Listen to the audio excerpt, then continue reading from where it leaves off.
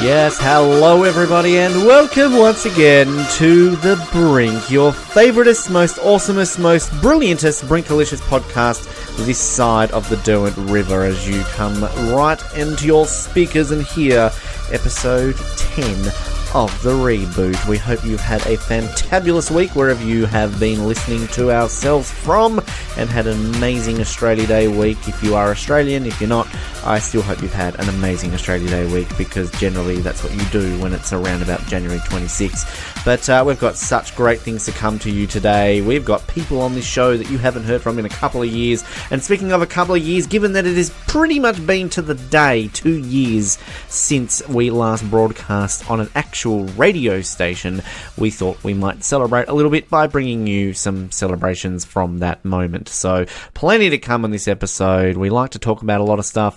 We always like to bring you entertainment and we always like to bring you exciting things, and that is why you listen to The Brink, because it is Brinkalicious and awesome, and that's exactly what you're going to get here on episode 10.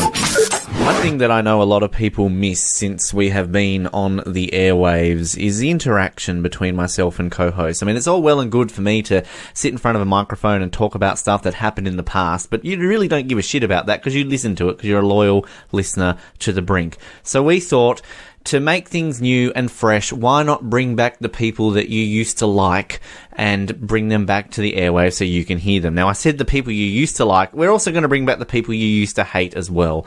And one of those people that I am both happy and sad and excited and weirdly feeling some strange feelings towards right now that we're bringing back is everybody's favourite 15-year-old. I do, of course, speak of Mr. Dakoda Leary. Dakoda, welcome back to The Brink. Hello, I'm 18 now, also. Yeah, oh, really? That's not true. I mean, you're always 15. Yeah. We used to establish this, didn't we? I don't know. You said it, but I didn't really seem to agree with it. So. Wow, no, you don't say. You never agreed with things that we said? Yeah. Don't be silly. No, I know, it's a shocker, hey. Yeah, totally. I mean, how are you? It's been, literally this episode that we're bringing out is pretty much 2 years to the day since we were last on air. So it's really been 2 years, I think. I mean, you and I don't talk, so this has been 2 years since we've even heard from each other. So what the hell have you been doing with yourself in 2 years? Yeah, man. I've just been doing teenager shit. Like, I've been just, doing school, doing work, doing drugs and stuff. All that wow, kind of okay, you're honest. That's good. Just the teenager stuff that you do. I don't know. So it is true. Teenagers, all they do is just work, school, and drugs. That's the three things. Yeah. Yeah? Pretty much. Care to share what type of schoolwork and drugs that you've been doing? I mean, we're being honest and open now. What type of... Dakoda Leary being completely honest on air. I mean, just a bit of alcohol, hey. Not I don't know. None of the hard stuff yet. You're not quite a meth dealer at the moment. Bit of cold and flu tablets. Don't mind them. They're alright. Bit of the Demizen, bit of the Benadryl. Yeah. I've got, in my hand currently, I have a Dimetap, so right. Right. Is that the one with that green snot monster that you see on TV? Is that the correct one? I don't know. I haven't watched TV in ages. About 2 years. Yeah, probably. Last had to. Dakoda, watch TV. No, I don't have to. I'm not on the Brink anymore. It's pretty much. It's not required. Don't have to talk about current events anymore. Yeah, exactly. Don't have to talk about Kevin Bacon. Don't have to get angry. I miss Kevin Bacon. Oh, well, you always talk about Kevin Bacon. That was a good thing for me to say. I followed him on Instagram when we left. Oh, did you? Brink, and I was what have you thought about his exploits on Instagram? Is it entertaining? Oh, yeah, it's alright. Yeah? Ever liked one of his posts? I believe I have. Oh, good. Good. I can literally just look it up right now. Do it, literally do it right now, Dakoda. I want you to look at his Instagram. I'm on Instagram. Yeah, all right. Currently. What's Kevin up to? Hold on. Give me a second. We've got all the time in the world. Yeah, right. We're not restricted by Edge Radio guidelines. We've been here for 5 years, Dakoda, until this loads. I mean, God, how slow's your internet? I don't want to wait 5 years, to be honest. That'd be a very boring podcast. Kevin Bacon, here we go. His last post was 3 days ago. Oh, Kevin. And he's in the snow. He's in the snow. Oh, good on him, yep. And he's got, felt good to shake off yesterday just a little. And to be a part of something loving and hopeful. Right. Hashtag Women's March. Hashtag, that shits me, the Women's March thing. Oh my god! Because it's like, we want this, but like we're already getting this, and fucking men apparently can't get this because we're women. Right. Okay. No, I saw a post like today, and it was all like, oh, we're women, so if there aren't enough seats at a table at a restaurant, we'll demand a seat at a table at a restaurant. I'm like, you can't do that. Not even men can do that. Dakoda, stop. They're women. They're allowed to, okay? No, that's not how it works. But Kevin Bacon went to a woman's march, so we respect Kevin, because Kevin can do anything, but this is where you clearly miss Ben and Dakoda Get Angry, because again, for 2 years, you've got all this bent-up anger that you haven't been able to release. Oh my god, you have no idea. Well, please, express more. We put a best of last week on the show, saying about getting angry and reliving that, so I want to hear what else has been making you angry. We can test the waters here to see if it's worth us bringing this back. We're just going to have to talk a bit and see what triggers me. Like. Well, you've triggered it. The women. I mean, more about the women's march. You don't like women marching. All right, keep going. I mean, I'm not sexist, but... yes, always a good conversation starter. Buddy, you can't do that. You can't be like, oh, just we're women and we can do whatever we want because we're women. So women can't do whatever they want. Because men have been doing that for years, and look what happened. Like... So hang on, back up. Can't do it. Are you saying women can't do what they want, or are you saying women can't ask for a seat at a table when it's full? I mean, they can do what they want, but they can't, like, just because they're women, they can't break the rules, like... You know? Yeah, well, I mean, look, that's a fair enough point. It shouldn't matter if you're a man, a woman, a dog, a cat, a Trump supporter. You can do what you want, and you can't break the rules. That's just naughty, unless you're Kevin Bacon. No, you can't do what you want if you're Trump... You can't do what you want if you're a Trump supporter. It's true. Well, I don't agree with that. How what are your thoughts on Donald? What's your thoughts on the Donald? On the Don? Yeah. I mean, I think he's probably better than Hillary. Oh, right. Okay. He has less of a chance of starting World War III than Hillary Clinton did. Oh, big call. Dakoda Leary, big call. Yeah. Why do you say that? Yeah. Because Hillary's actually obsessed with war, and Donald's just like, I just want to build a bloody wall. That's all I want to do. So you think Hillary's obsessed with human rights at the same time, and Donald's just obsessed with walls. Walls versus wall. That's my thinking. Okay. That's my thinking. Do you feel? Here's a question for you. Oh, good. Had Hillary got elected, do you think there would be all these men's marches right now about men demanding that they can tell people to get the fuck off a table and that they can sit down at a table? No, there wouldn't be. Is that because men are satisfied with not sitting at the said table? I mean, if men walk into a restaurant and there's no tables, they will go, oh, there's no tables, and go to a different restaurant.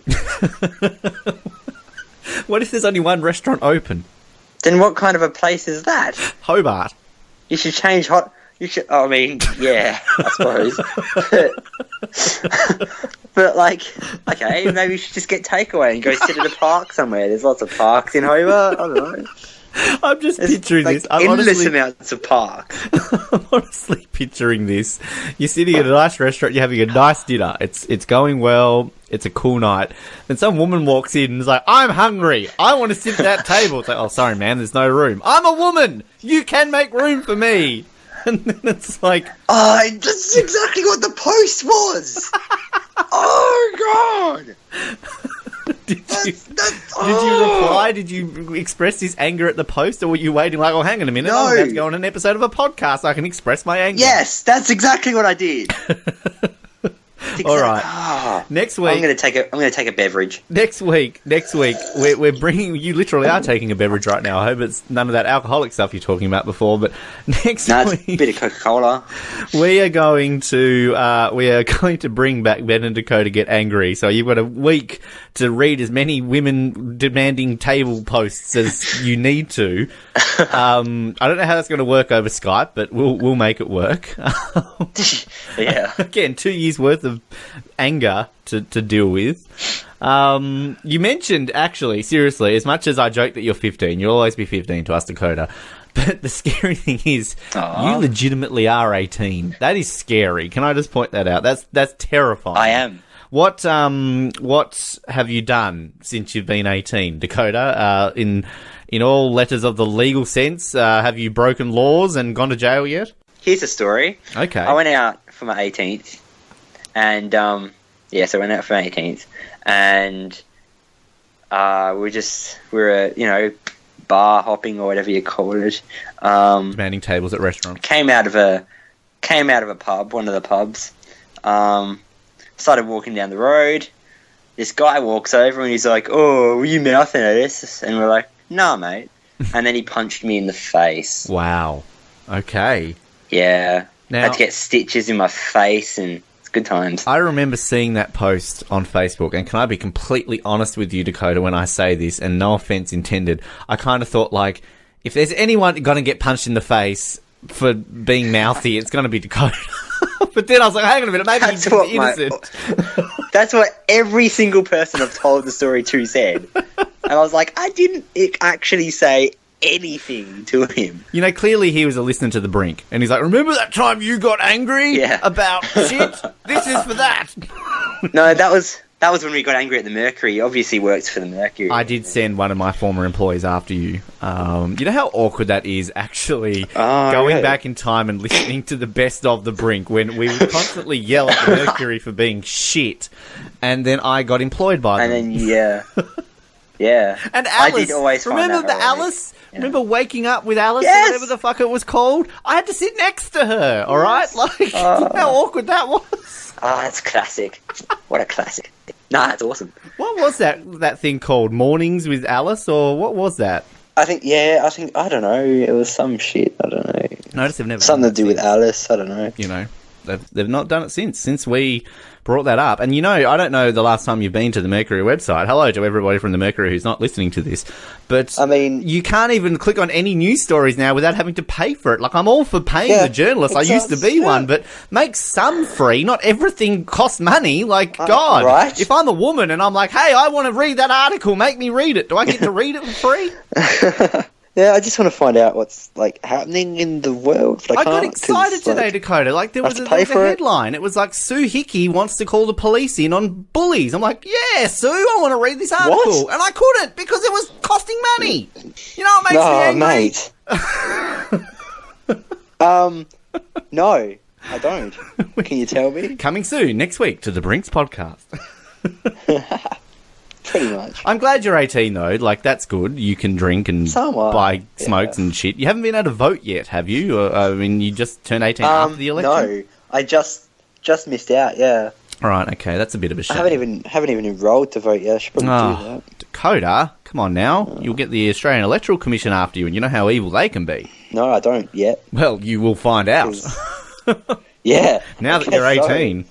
And you can drive now too. You're a P-plater, is that true? I can.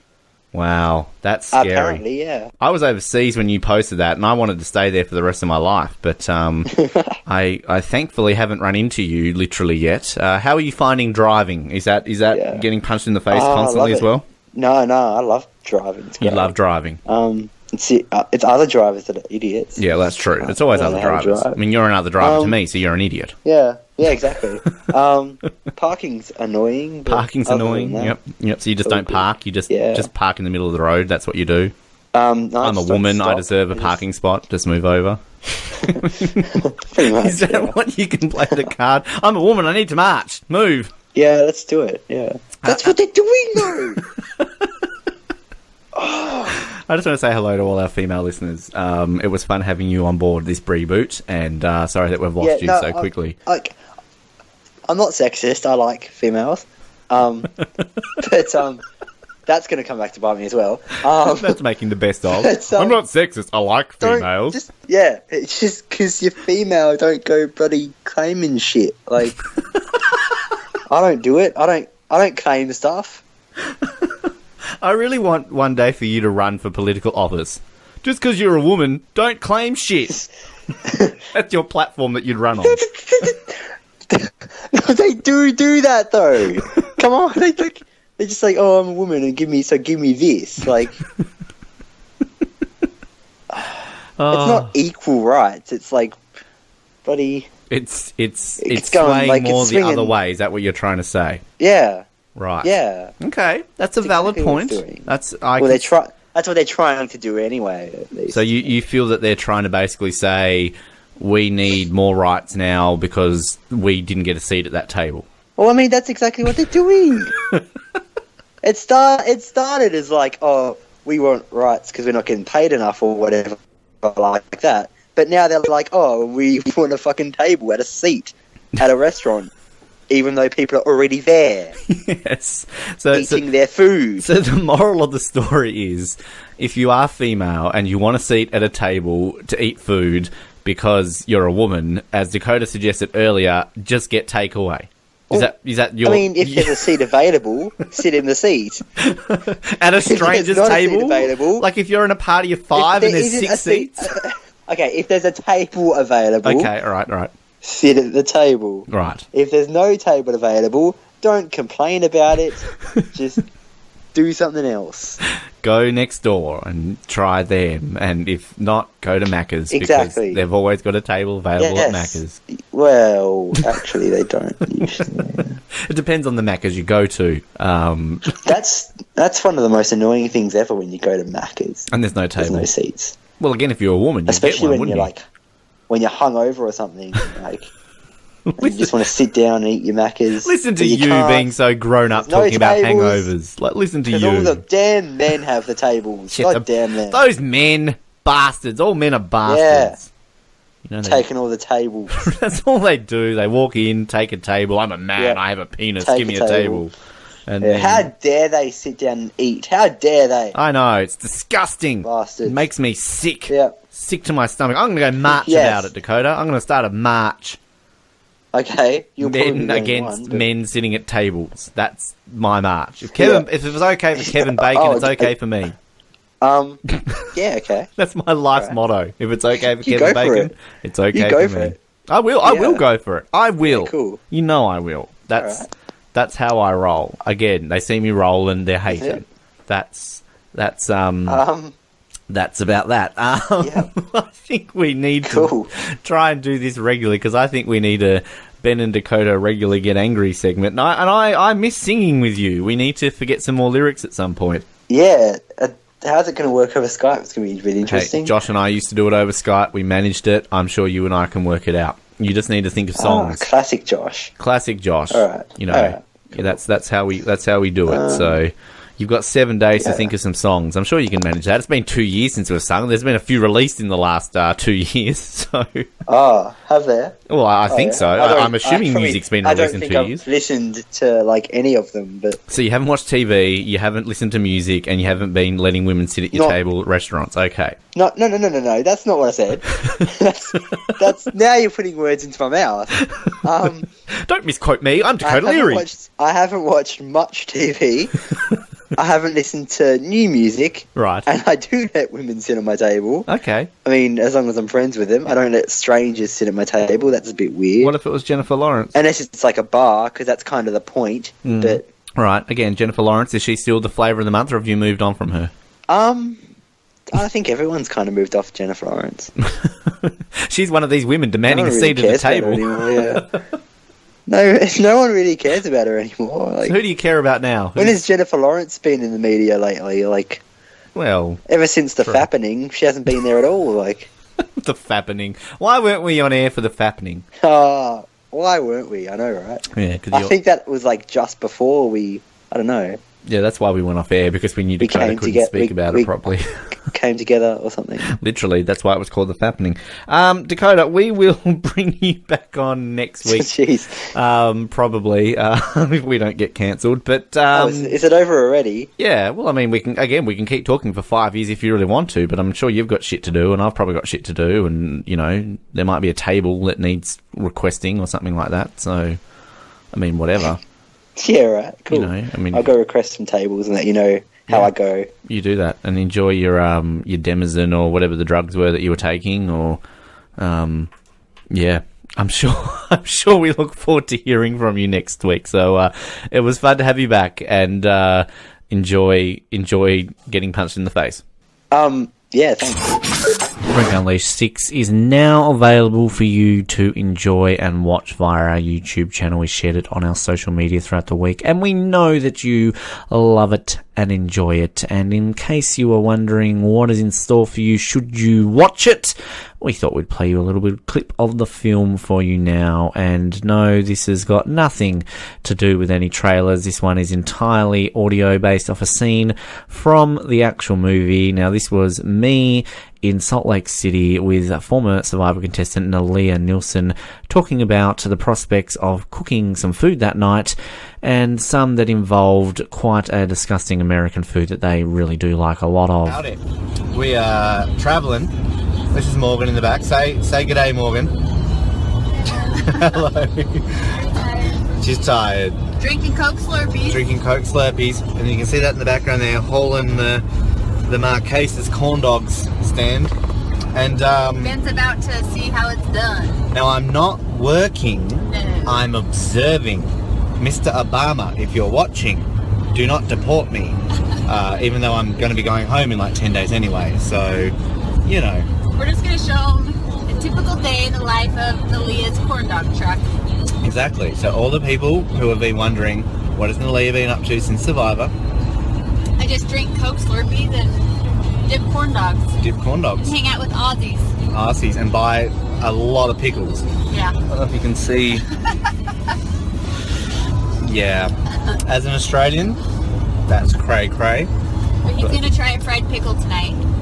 I've slid on my butt today in not a toboggan, a sled, and been decked out in Utah gear. I've eaten burgers that were like big as my head. I've used the fanciest bathroom I've used in my life. So what's next? You made snow angels. Snow angels. And now we're going to eat pickles. Fried pickles. And corn dogs. And corn dogs. Now, the last time on the Brink Unleashed you saw me eat a pickle and I nearly barfed it up. You like swallow it, but then give me the rest if you're not going to eat it.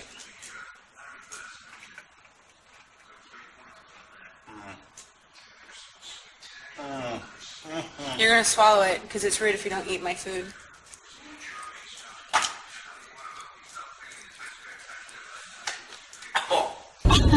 You're going to deep fry this sucker and hopefully it will stay down this time. Keep this as a bucket just in case. Do it in the background so you don't see your customers like, oh, what's he eating? Oh, nothing. Something from our competitors next door. He's Aussie, just ignore him. That's your excuse for everything. He's from Australia. He's Australian. He's Australian. Yeah. So that's what we're doing. We're going to go do that. And He's going to have the time of his life. typical Saturday in Salt Lake City. Just remember, kids, that pickles are disgusting and no one should ever have to eat them. Sorry, America, but it's really, really not a good thing to eat. So, yes, Brink Unleashed 6 available online right now. Check it out because you won't be disappointed. Time to bring you another classic live performance from the history of our program. We've already played a live track from this guy in the past when he came on our show and did a song about us, celebrating our 200th episode at the time. 300th episode, I stand corrected. Apologies. Adam Cousins, I do speak of course, one of our very dear friends from the program, was our most common guest for quite a large portion of our history, was overtaken towards the end, but still was part of the furniture, essentially, at the Brink. And I wanted to play another live version of a song that he would come in and play quite often. This is Free Flowing Footsteps. He performed this song a couple of times, actually, on the show, but this is 2010's version of Free Flowing Footsteps. Sit back, listen. Adam Cousins, Free Flowing Footsteps from 2010, here on the Brink.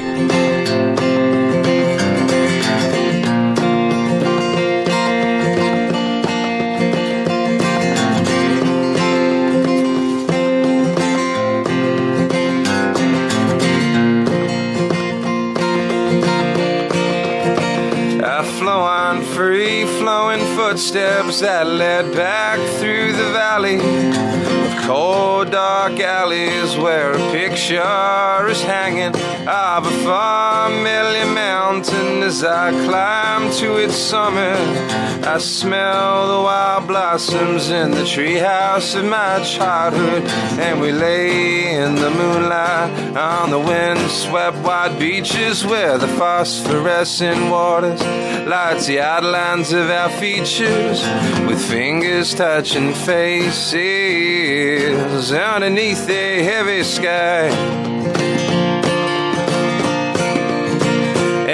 there's a staircase winding with my footsteps softly trotting to a church bell that is howling in a forgotten steeple on the dark, dark hillside where the crooked trees move slowly and the dry grass whispers and the stars shine so brightly and the willow bends lowly to gently kiss the flowers on the tombstone of a memory that is fading in the hour with fingers touching faces underneath the heavy sky. And then the sun starts its hiding behind a familiar mountain. As I stumble from its summit, I see a picture on a signpost of a familiar alley. I collect up those puddles that lead back through the valley. My home is in the valley, I'm my free-flowing footsteps. Oh, won't you lead me home? I'm my free-flowing footsteps. Won't you lead me home?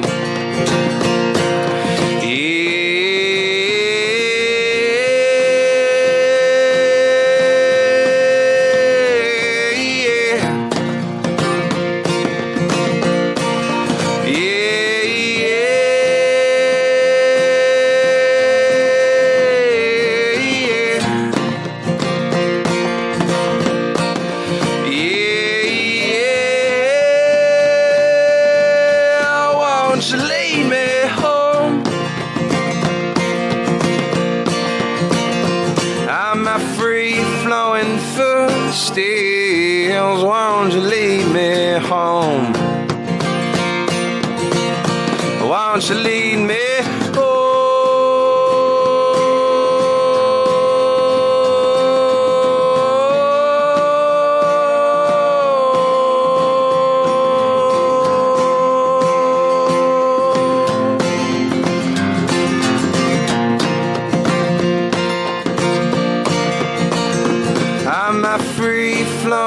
footsteps? I'm my free-flowing footsteps. I'm my free-flowing footsteps. Won't you lead me home?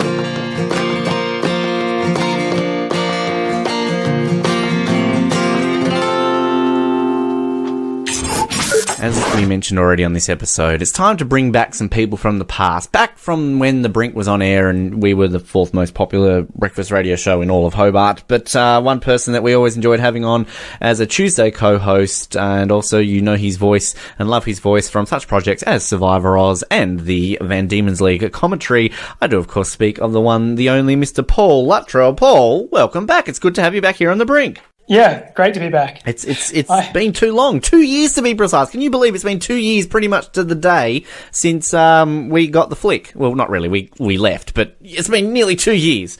Yeah, it's gone quickly, but I guess, lots happened since then. Just a bit. A wide variety of things. I checked in when we had Dakoda on before. Do you miss Dakoda? Is that a stupid question to ask you? Do I miss Dakoda? Yeah. Does anyone ever utter those words?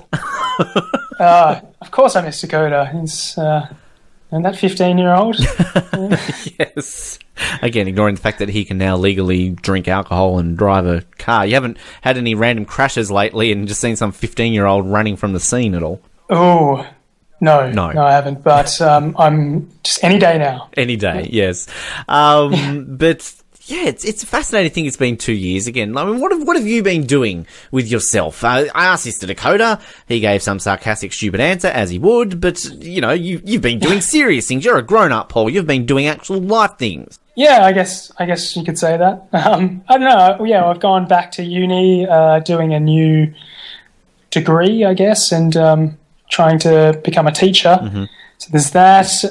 Also taken up running again. Yes. Got myself back into shape. Started a new band that's a little bit more relaxed and fun and stuff like that. So I guess just, I don't know, just a complete kind of lifestyle change, I guess. And what's more stressful, running, starting a band, or becoming a teacher? Oh, I think that becoming a teacher at times or just uni in general, I think there can be times where it's really, really stressful, that kind of pointy end of the semester when all the assignments are due and then you've got your exams coming up and things like that. That can be pretty stressful, but I'm going to say that. Running's not really stressful at all. You just run. It's pretty relaxing, yeah. I mean, it can be pretty hard at times, but I mean, you're choosing to do it, so it's fine. Being in a band, it's stressful in a different way, but I mean, you can always just say, it's my hobby. It doesn't matter. So yeah. Yeah, just like everything in my life's just a hobby. Nothing matters, so it's just yeah. Just plugging along. I hit record. Oh, I'm going to talk about something this week. No, not really. I mean, you ran a half marathon, I believe, recently. Now, if my mathematics are correct, so that's what, like 21 kilometers? Is that a half marathon? Yeah, 21.0975. Right. It's a bit of a strange distance, that one. But yeah, it went reasonably well. I was hoping to run a little bit quicker, but I don't quite have the endurance that a lot of other people who I'm kind of pretty similar with in terms of speed around the 5K kind of distance, but they tend to beat me by a bit over the half marathon. Now, I know nothing about running except what it's like to run away from bullies at school. Like, seriously, I have no idea what the hell it involves except running.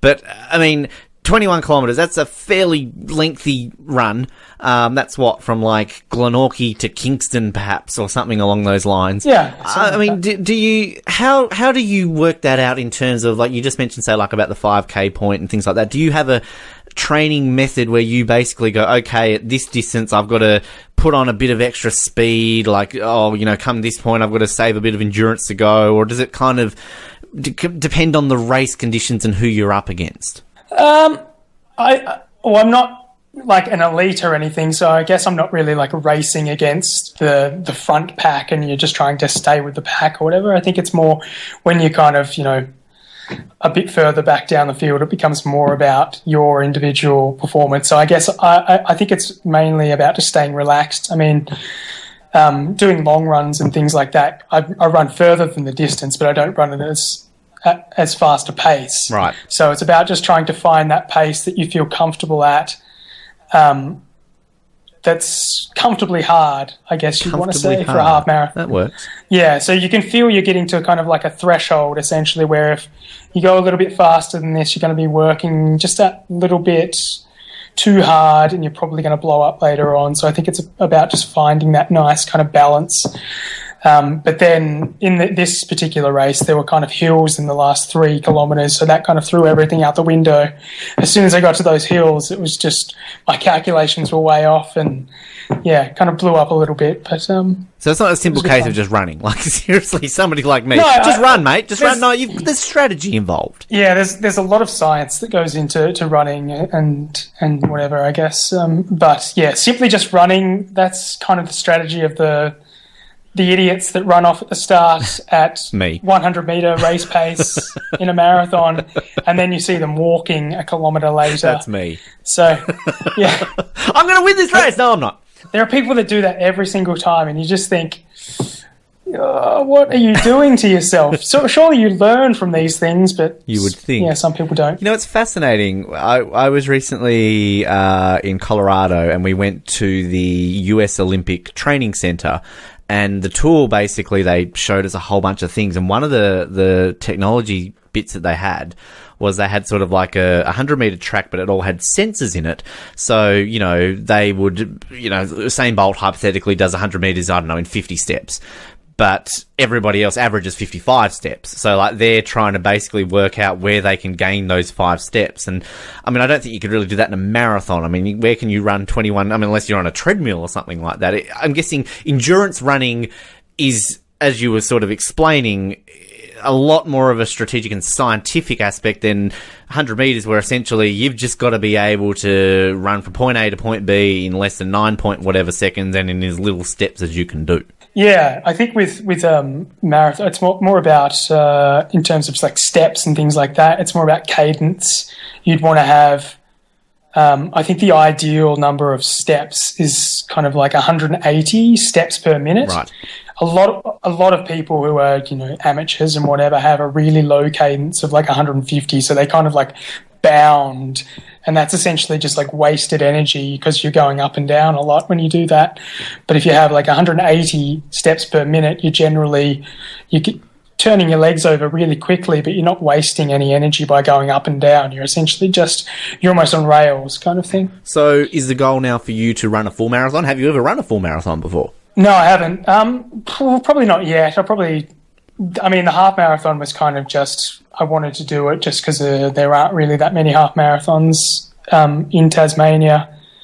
But now I'm kind of going to run on the track and do a few like 3K and 5K races for the rest of like summer. Mm-hmm. But yeah, the marathon, I don't know, to me it's more about I'd rather just try and get faster at the shorter distances before I actually just stepped up the distance and stuff. Right, okay. I've always had this weird thing that I've always said, like, one day on the bucket list, I'm going to run a marathon, but considering I'm about as fit as an elephant, probably not going to happen anytime soon. But for someone like myself, I guess my body size and stature, I mean, at what point do you think I need to wake up, stop eating McDonald's every day, and basically go, Ben, if I want to do a marathon, I might perhaps need to start training? I don't know. I think there have probably been people who are far less fit than you that have decided they were going to do a marathon. Can I meet them? But yeah, I think the thing with like marathon and things like that is you're only really competing against yourself unless you're an elite and you're racing to win. But yeah, it doesn't matter how fast you do it, I guess. You just got to get to the end. Now, this was the Cadbury half marathon. Now, did you get like a block of Cadburys at the end, or does that kind of defeat the purpose? We did. Oh, you did? Wow. We did, yeah. Got a nice block of Cadbury dairy milk and some white chocolate as well, which I just tossed away. You don't like the white chocolate? No, not really. Well, but yeah, there was a goodie bag essentially given to us at the end. I mean, it kind of defeats the purpose, does it not? Like, I mean, if it was like the Powerade half marathon, have a bottle of Powerade, that's fine. But like Cadbury's, does that mean that in all these other sporting competitions, like the Australian cricket team I see is sponsored by VB, so hey, if you win the one day series, have a keg of beer. Like, I mean, does it not defeat the purpose of what you just achieved? Yeah, well, I guess lots of people would say that they run so that they can eat the Cadbury chocolate kind of thing. Right. You burn off the energy and then you replace it, I guess. But yeah, it does seem a little bit of contradictory, I guess. I think perhaps we need to become like Smirnoff the Brink so that you get a bottle of vodka at the end if you survive listening to this shit, and then you just get drunk and forget it ever happened. So yeah, or maybe you get it at the start. Yeah, exactly. Yeah. Please do not listen to this episode without being completely pissed. Yeah. Well, I mean, look, we can sit here forever talking about 2 years of your life. I mean, everything happens. But, we used to talk about a wide variety of topics. Dakota's already brought up the lovely topics of women's marches and things like that. We're not touching that one again. But you're an opinionated man, Paul. Donald Trump. Let's just, why not? Everyone else is talking about it. I swear I can't go 2 seconds being on social media without somebody saying something about this apparent person I've never heard of, apparently leading the country of America. Just Donald Trump. Go on, give us your thoughts. Why not? Oh, where to start? Well, he's a demagogue, obviously. He kind of appeals to basically the worst instincts in people and exploits them, I guess. Mm-hmm. But I think that it's not really... I don't think the saddest thing is that he's a person that exists. I think the saddest thing is that he's a person that the majority of voters or people that voted in America decided this is the type of person that we want to lead our country, I guess. So I was watching the election and just seeing it happen, and personally I was just like, what the fuck is happening? How could this happen? I was in America when it happened, and trust me, everybody was saying that the next day. So yeah, and I was in Tennessee, a state that majority voted for the guy. So even they're saying, what the fuck just happened? Yeah, I think it was just ridiculous, and I bringing it back to like a Survivor, but listening to a Survivor podcast and hearing Nick Majorano, I think, is that his name? He was in one of the recent seasons. Yep, I think I know who you're talking about, but yep, keep going. Yeah, and he was saying that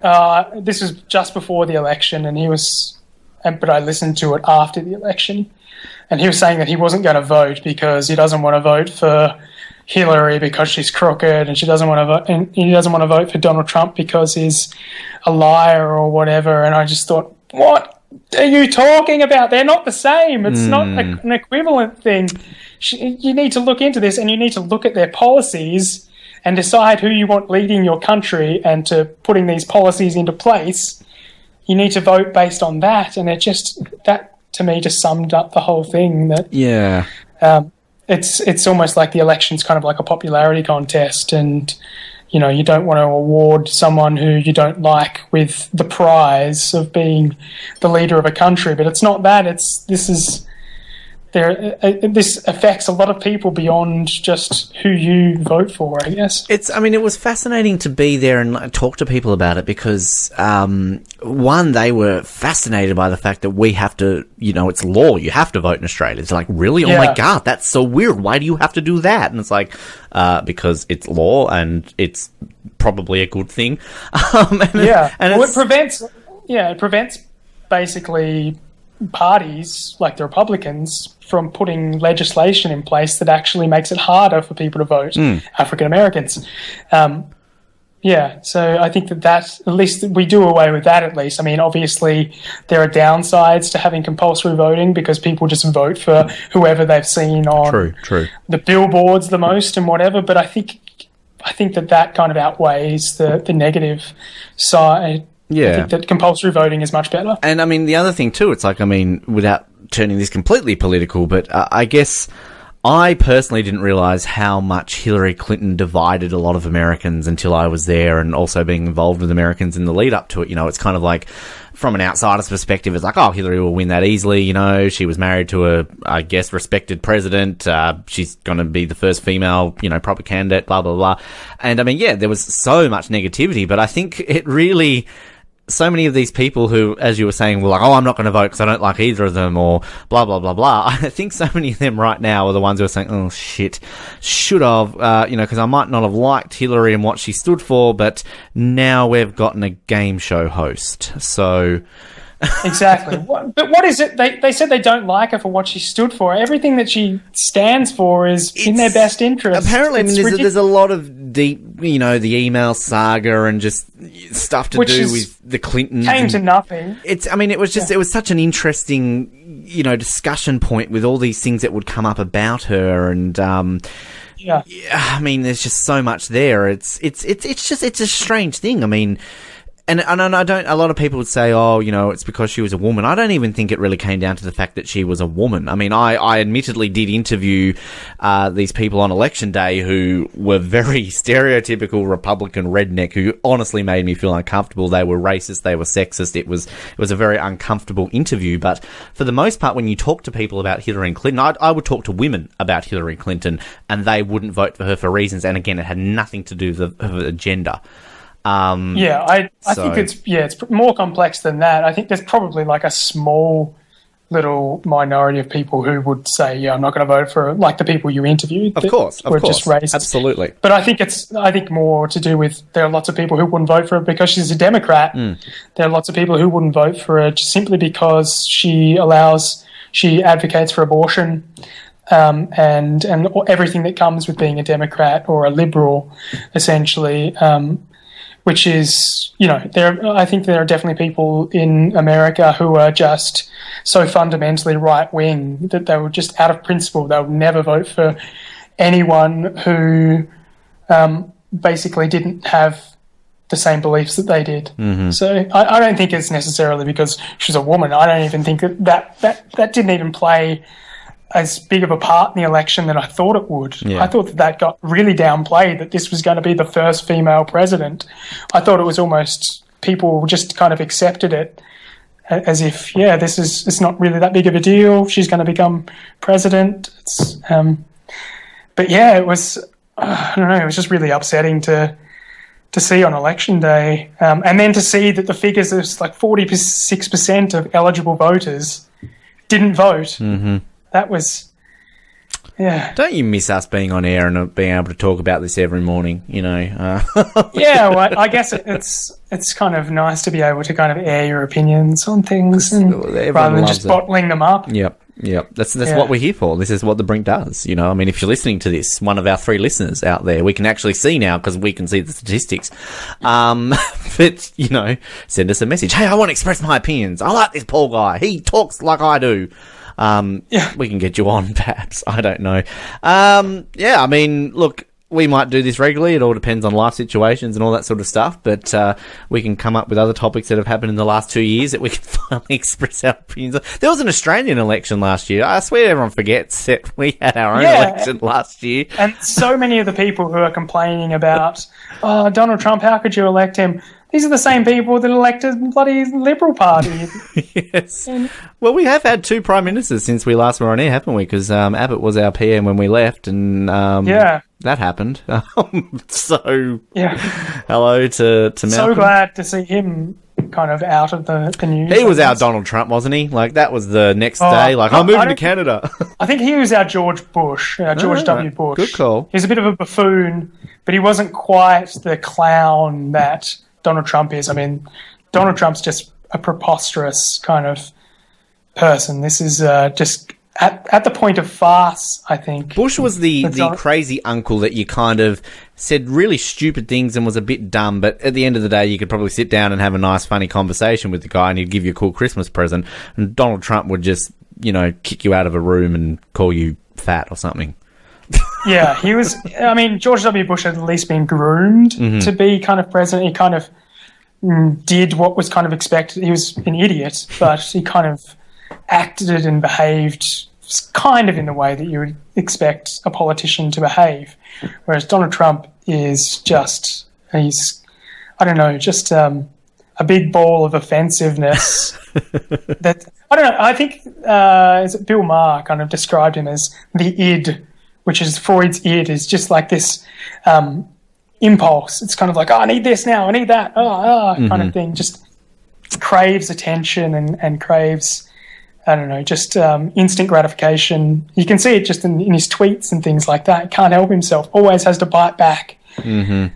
I'm sure that if he's listening to this episode, we'll get a tweet. But hey, we'll take it if we get a tweet from the President of the United States. He probably will. I think he's got people everywhere. He's got a radar out there. Ding, ding, ding, ding, ding, ding. People are talking about me. Listen to it. Paul, this is fun. We'll get you on again. Of course we will. And we've got plenty more to cover and talk about. But yes, this has been a lot of fun. And thank you for your time on this week's episode. Yeah, no problem.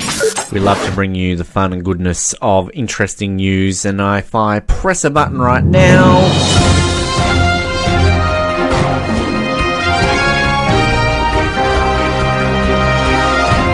you know that we're getting into Wow, This Is News, the former segment that we used to call Fail or No Fail, but now apparently it just comes of us bringing you funny news stories. This week's edition gets brought to you by the Huffington Post. Thank you to everybody over at the Huffington Post for providing us with some interesting and funny news. We are going to the place that we seem to go to the most, and that is America. And no, this is not about Donald Trump. That story is coming your way very, very soon. But this one's about a truck driver who lost his marbles. Quite literally, a driver in Indianapolis last week was driving a truck, funnily enough, that's what drivers generally do, carrying 38,000 pounds of marbles. Lost its trailer and the entire contents were completely spilled across the highway and shoulder near a place called Pendleton Pike. Now, there were no injuries that were reported, but this truck of marbles, our blue, brought colour to a very bleak winter's day. And the best bit, of course, came from a sergeant from the Indiana State Police. His name was John Perrine, tweeted a photo of the incident. And this is exactly what the tweet said. Hashtag breaking. A truck driver has lost his marbles. Literally, 38,000 pounds of them on I-465 SB at the 41 mm. So, apparently it remained closed for several hours. and lots of people took photos. Now, I mean, this begs a lot of questions. Why are you driving a truck filled with marbles? I guess marbles have to get delivered too. But I mean, that driver, no mention of his name or anything along those lines, but he can use that pun for a very long time. I literally lost my marbles once. Even trucks carrying marbles can lose their load. So there you go. All right, let's keep it in America, sort of.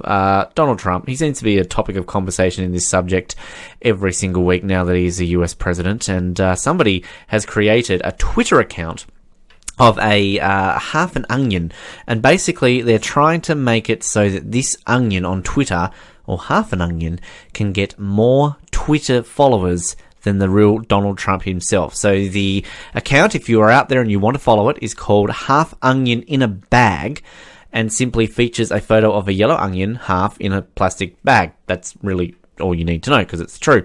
And its goal is simple. It is to get more followers than real Donald Trump. That is Donald Trump's handle, in case you didn't know. Apparently Donald Trump has 21.8 million followers, whilst right up until about the 20th of January, the Half Onion in a Bag had only 216,000. There is, however, a calculation going out there that if it continues to attract followers at its current rate, it should be ahead of Donald Trump by the 18th of April 2018. So still a little bit of a long time to go there. But alongside just simply being a Twitter account that says, can we get more than Donald Trump, it does post things. So if you're thinking about, well, I don't want to follow Half an Onion in a Bag, because what could that possibly offer me when I look through my Twitter newsfeed? However, it is posting satirical pictures. So one of the pictures here that it's posted is a picture of itself on a shelf next to a bunch of other jars in a cabinet, funnily enough, to which it says, still a better cabinet than real Donald Trump's. Also then a picture of one of Donald Trump's sons, Eric, little awkward smiling faces that he does, and the Half an Onion Twitter account says, Eric Trump always trying to look like he accidentally bit into a whole raw onion and is trying to act like he meant to do it, and it actually tastes good. Alright. And also tweeted out, in the process of writing my first book, Half an Onion in a Bag, The Art of the Meal. And other people have joined on. There was a tweet here of Jamie Stahl posting a picture of somebody grating an onion, where it says, make America great again. So, funny, I get it. And the person who created this Twitter account has not been identified, but apparently did an interview with CNET.com saying that it is an attempt to add a new flavour to the current political climate, going on to say, I wanted to make some noise and make some people laugh in the process, because I think we're going to all need a good dose of humour to get through this. There you go. Follow Half Onion in a Bag. You know you want to. If you are heading overseas soon, and maybe going to the United Arab Emirates, going to Dubai, happen to see a fire, then you might see a bit of a surprise, because apparently now over in Dubai, they've introduced a new system called Dolphin, where jet skis and water-powered jetpacks will be used to fight fires. Now, a video that was released by the Dubai Civil Defence shows a firefighter equipped with a water-powered jetpack soar high above a burning vehicle on an unidentified causeway. Once in position, he's able to quickly and efficiently extinguish the fire. Now, they've apparently hired a New Zealand company, didn't even know New Zealand knew how to produce things such as jetpacks and jet skis, called Martin Aircraft, or as they would say in New Zealand, Martin Aircraft, to develop the system. And according to Digital Trends, the city currently has 20 jetpacks, paying about $35,000 for each of them. So, there you go, the future of firefighting, jetpacks, James Bond style. Why the hell not? Now, we brought you one last week, a story about a severed pig's head outside a Burger King in Wales. Well, it seems that Wales is the home for weird and wacky things to do with food and restaurants. And currently there are people in South Wales, not New South Wales, this is the old South Wales, a man dressed in a beer bottle who robbed 2 pizzas. Now, the pic was taken on New Year's Day at a Papa John's Pizza in Barry, South Wales. If I'm not mistaken, that might be where Julia Gillard was from, perhaps. Not too sure. Maybe this is Julia going back home. Apparently, the unidentified pizza thief went into a staff-only area, grabbed 2 pizzas without paying, And according to that, they're still on the hunt for him. The Huffington Post says, luckily it doesn't look like he took any dough. It was a Heineken bottle, for those wanting to know what type of beer it was. And there people who may have seen this robber have been asked to contact the South Wales Police by dialing 101, which is a non-emergency number only good in the UK, and referencing case number 1700001089. So if you're listening to us in Wales and you know this man, then there you go, call him through. Now, the last one I want to bring you today, this very interesting article, which sort of led me to watching one of the most annoying videos I've ever seen in my life. 10 disgusting things found in fast food. Now, this was done by a YouTuber called Matthew Santoro, who says, according to his description, is YouTube's biggest fact and list personality. I would probably go out there and say he's also YouTube's most annoying and unfunny personality, because having to sit through 12 minutes of this video to bring you these facts was torture in itself. Seriously, this guy is not funny. How he has 5 million subscribers, I have no effing idea. But these are the 10 things that apparently legitimately have been found in fast food. And can I point out, not all of these are fast food. Some of these are simply products that you buy in the supermarket. To me, doesn't classify as fast food. But in no particular order, according to this video, so there was a tongue-eating parasite found in a can of tuna in England, a finger in a sandwich at an Arby's restaurant in Michigan, a condom in clam chowder found at a McCormick and Schmick's restaurant in California. Apparently, to make that even grosser, folks, it was a used condom.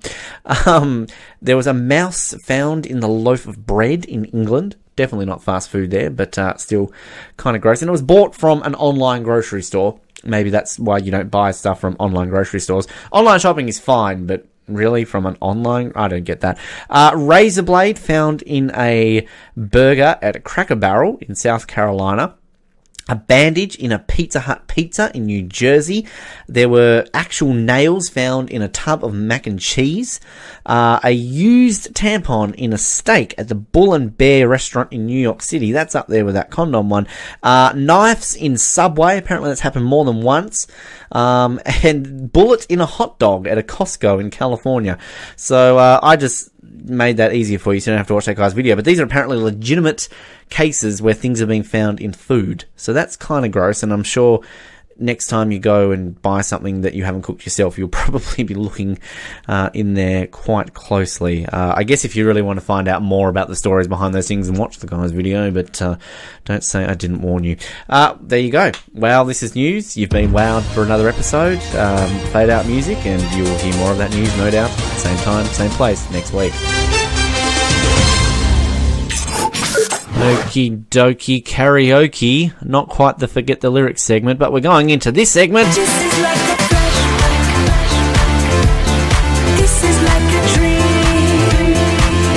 Flashing back. Now, as I mentioned at the top of the show, it has been 2 years since we were off the air on Edge Radio, and a lot has happened since. Obviously, you heard that a little bit from Paul and Dakoda throughout this episode, but I thought it was poignant and a good moment to bring back the final moments in the history of our show in 2015 when we pressed the button for the last time in Edge Radio. How did it end? How did we close it off? Well, that is this week's flashback. Here are the closing moments from 2015, the last ever episode of The Brink on Edge Radio. Let's go back in time and listen to that. It is The Brink on Edge Radio. We're slightly over, but it's our last show. We're about to close it up. I will throw to Elise Archer, though, straight away. We've come back into the studio, but Elise, you've got to depart, and I have, and I just wanted to say it won't be the same without you, Ben. 11 years on air. I don't think most other announcers last that long on the one show, so congratulations on a mammoth effort. I will have to, as I said to everybody else, when it comes to interviewing you now, it might be a bit more serious, so please take me seriously, I know. Do you know which section you're going to be reporting in? You know how they have different reporters for different things. If they put you in politics, we're all going to die. You're all going to just laugh. Like, no, I don't trust you're going to ask ask me anything, and like they're kind of like the worst stories ever. I'm just a bit worried the first article's going to be on scrunching and all folding. Miss Archer scrunches exclusive right now. But thank you for all your. I mean, I remember when we first got you back in 2010 when you were just campaigning, and then obviously you were elected and then re-elected, and we've had you on plenty of times since. You've been through it all with me, Ben. Yes, we've been there from that point onwards, and as the only, actually no, I don't want to say the only Tasmanian MP that I know is a Carlton supporter, because there were some before. I don't know if they're still in Parliament. Jeremy Rockcliffe also goes for Carlton, and I know that because we're the only two in our team. I think Brian Whiteman did, but he's no longer. I'm not sure. I think he might have. Sure. There's a fair few Collingwood. Well, David O'Byrne used to always tweet off and whenever, anyway. Yeah. But well, they used to tragically come into the house with a Collingwood scarf on if they made a final. Isn't that like sacrilegious to the crown? Well, now I would consider that to be a prop, and I'd probably eject them for that. Do it. Yeah. As the Speaker, you should only allow them to wear blue. Definitely. Yes. Well, Elise, thank you very much, and good luck with everything. And again, thank you for all your time. Thanks, Ben. No thank worries. you. Really appreciate it. You can, I don't know, give it to James. How are you? Your first and last appearance. Hello. Do people actually honestly call you James? Have people? Yeah, well, like I said to Dakoda when he first started talking about me on the Brink, my ex called me James, and now because my brother had a kid recently, and my Uncle James sort of thing. So okay, yeah, it's still sort of going on. Yeah, kind of like Target Tajay and yeah. A lot of the World Cup last year with James Rodriguez, of course. I mean, it's spelt James, but yes, pronounced James. James. You can get Chelsea to call you James. Thanks, Dakoda. No problem. Seriously, just go up to her.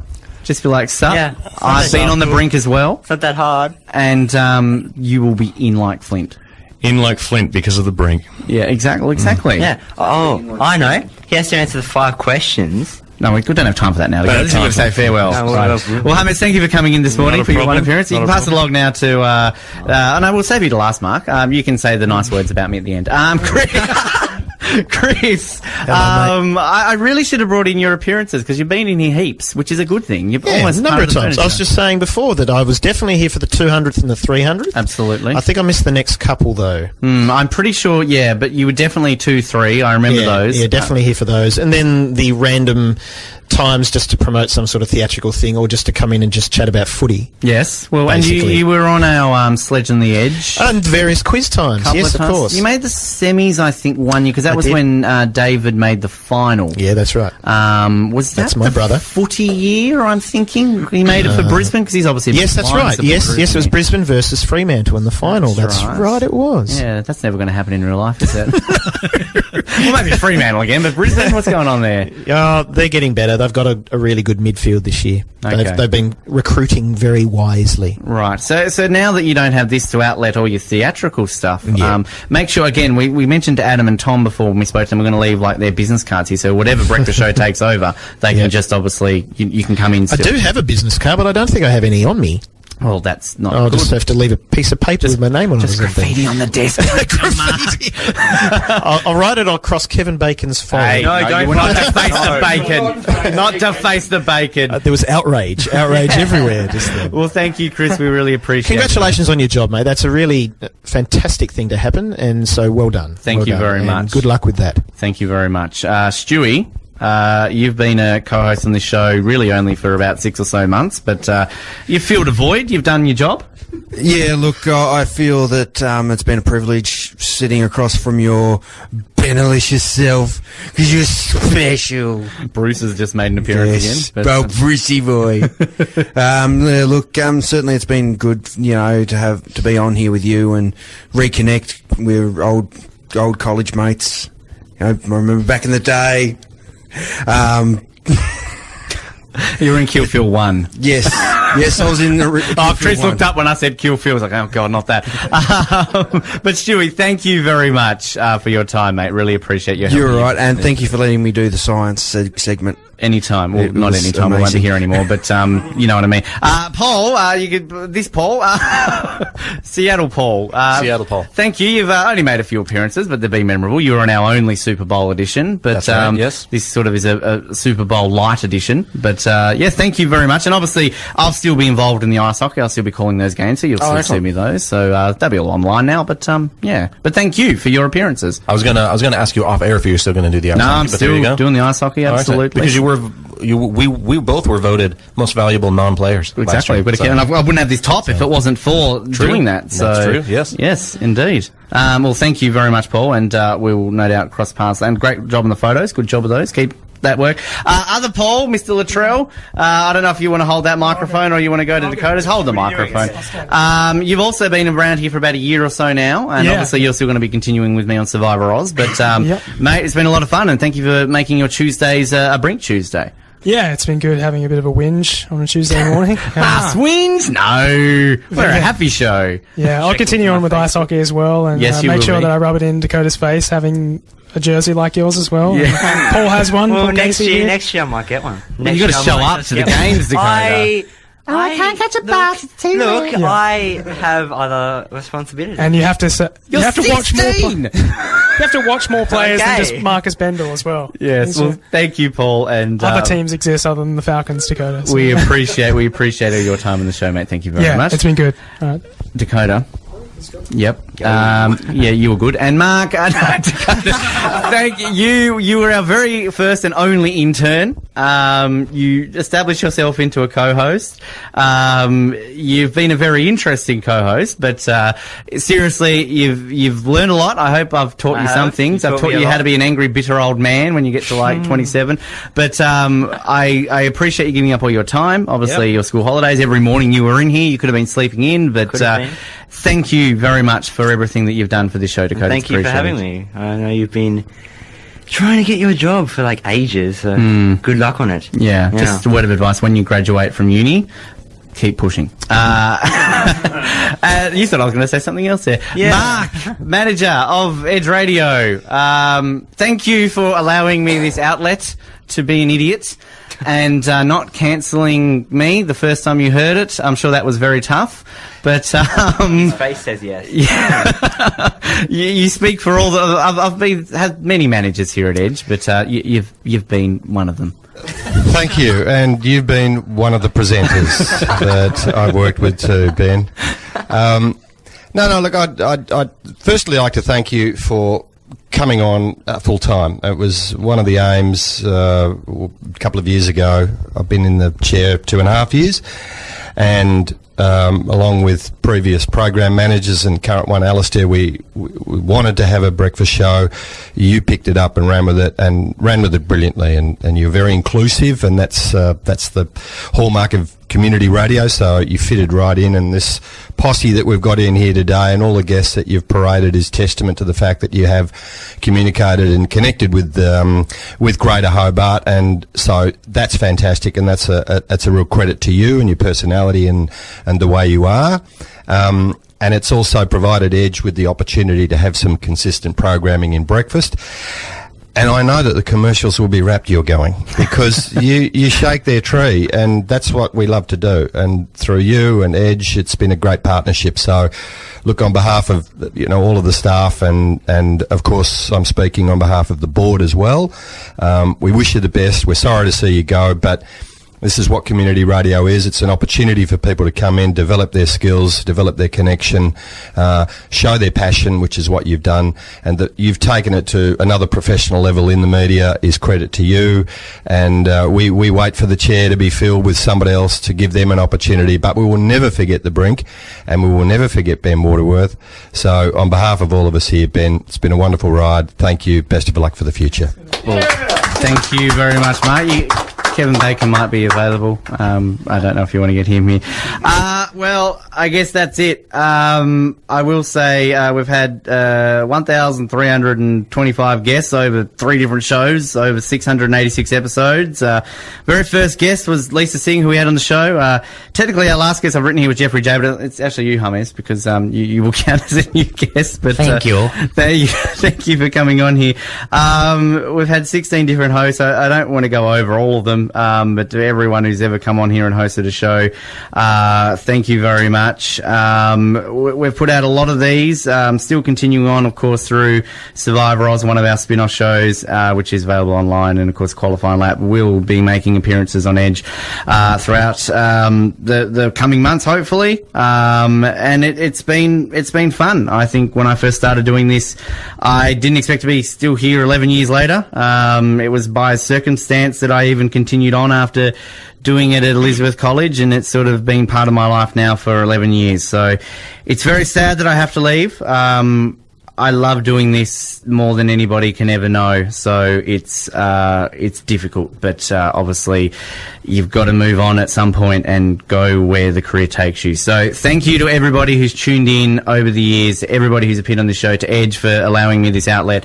It has been an honour, and I look forward to coming back one day perhaps and annoying you guys, maybe one day. But for the last time, Hobart, thank you for the journey. Thank you for everything. Thank you, Kevin Bacon, for being alive.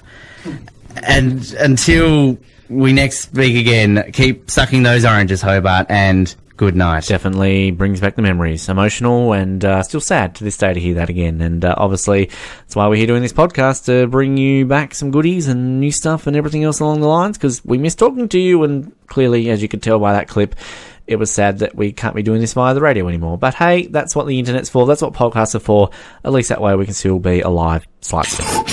We mentioned karaoke before, so why not go into this bit? It's that time of the week to play everybody's favourite game show. It's Forget the Lyrics! Here on the Brink on Edge Radio. Over to the studio. Yes, Forget the Lyrics. Classic Forget the Lyrics. Now, in last week's episode, you heard a classic interview with Taylor Hanson from Hanson. And of course, you could have expected that at some point in our history we did do Forget the Lyrics to Hanson. This was back in 2012. Samuel McCrossan and myself singing to the classic Mbop, and I do believe that this was the subject of a cat. What exactly that cat was doing, perhaps you'll have to find out by listening to this. I haven't heard this song since about 1999. Meow, meow.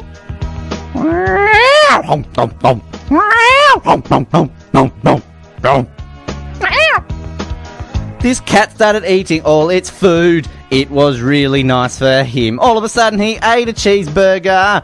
He was no longer thin. Make sure you put the cat on a treadmill, because he's gonna get really fat. And then all of a sudden you have the world's fattest cat. So make sure you eat it. Yeah, eat the food, not the cat, because that's wrong unless you're in China, because I don't know how they eat their food over there. Oh, and I don't know the tune of this song very well, as you can tell. So make sure you eat the food and make your fat cat, or he'll go to hell. Meow, meow, eat the food, meow, meow, eating all the food. 18-kilo cat, he's called Meow. Gonna vomit all up the food, cause he's too fat and have a heart attack. He's the world's fattest cat, meow, meow, meow, meow, meow, meow. Sam, over to you now. Let's have a break. No, this is the cycle into the next chorus. So this cat was so fat that he had to decide to lose some weight. He decided to book himself into hospital to get some lap band surgery. He got the surgery done. He's more thin. He started going to the gym and working out, and he got really buff. He was so hunky, all the female cats were all over him. Oh yeah, cat. Oh, I like the cat. Yeah, yeah, yeah, yeah.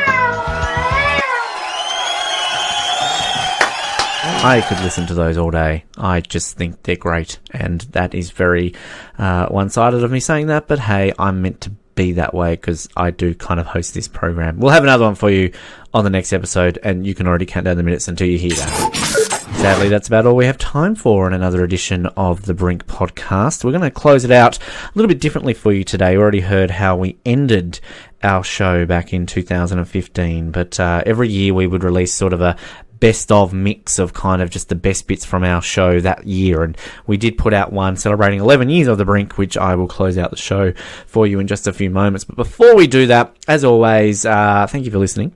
First of all, subscribe to us. Remember, the best way to do so is on iTunes. Just search for the Brink on the iTunes store, click on subscribe, and you will have these episodes directly to your computer without having to always chase them down.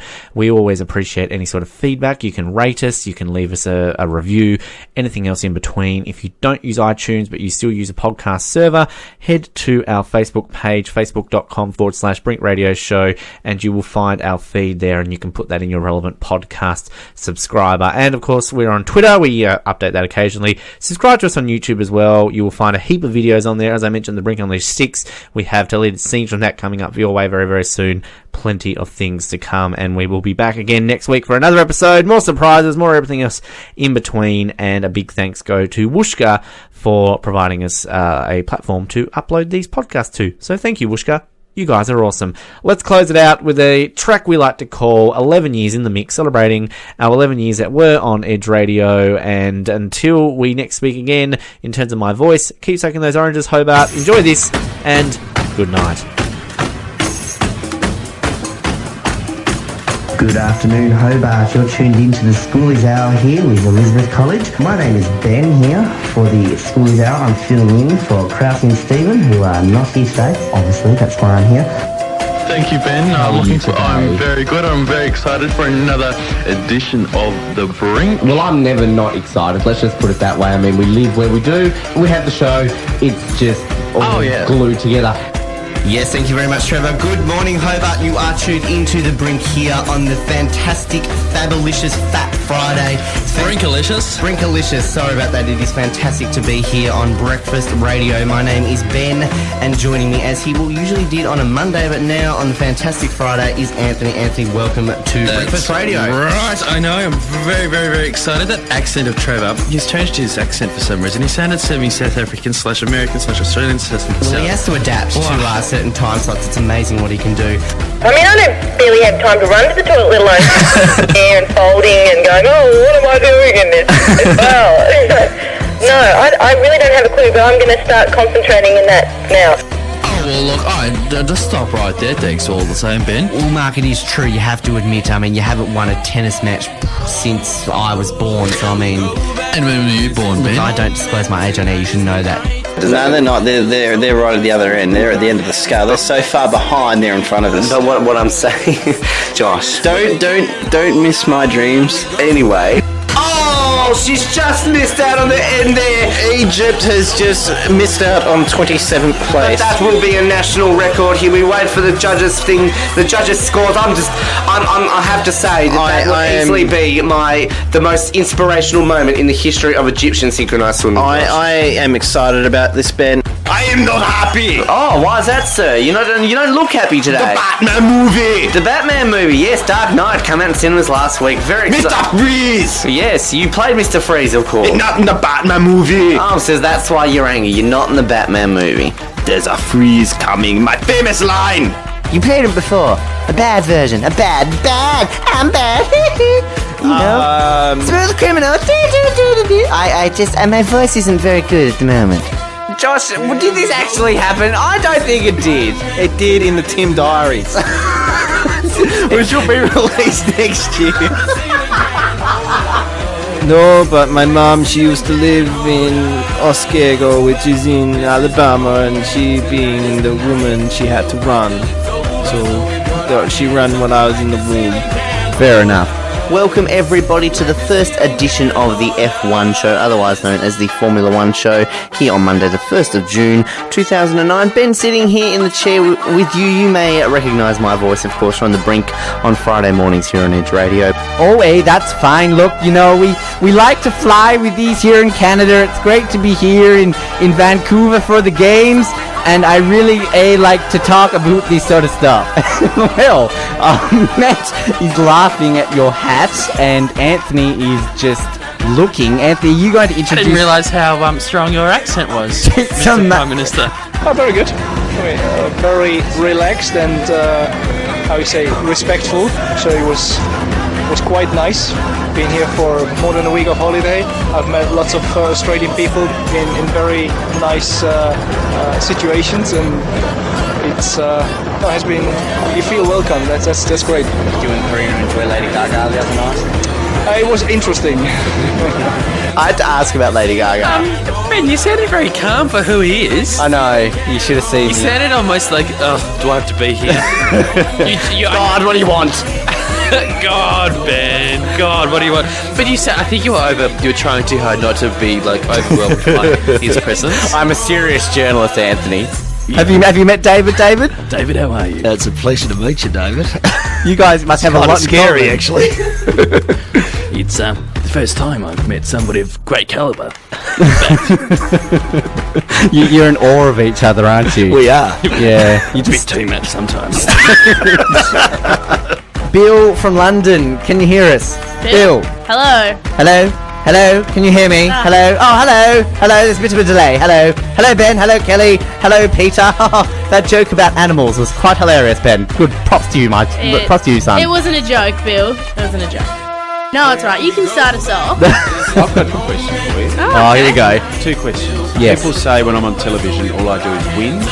Oh, really? Is that true? I've heard that too, and I don't get it. And the second thing is, does the telly put 5 kilos on you? I'm starting to get paranoid about this. Scott Bacon said the other day in Parliament that I look old.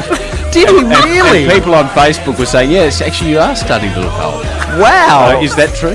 You know we will, Ro. You know we will. We're best friends now. I mean, come on. We are BFFs, as Paris Hilton would say. I think some things the Prime Minister shouldn't talk about on the radio.